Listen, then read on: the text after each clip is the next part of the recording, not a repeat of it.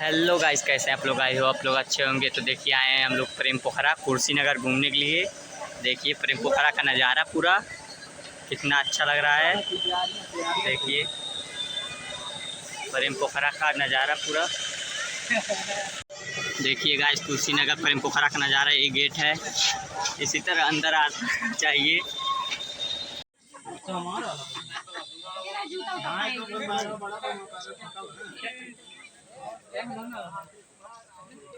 गाँव बना हुआ तो यार ना देर से देखी थे तस्ले बोल तो ना ये कुछ फाइनली गाइस हम लोग घूम चुके हैं कुर्सीनगर। देखिए बहुत पुराना ये सब बना हुआ है। ये देखिए ये मंदिर है कुर्सीनगर का।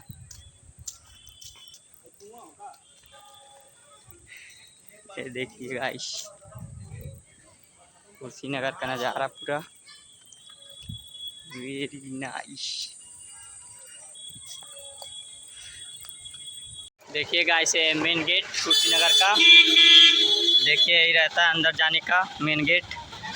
फाइनली इसी गेट से अंदर जाया जाता है।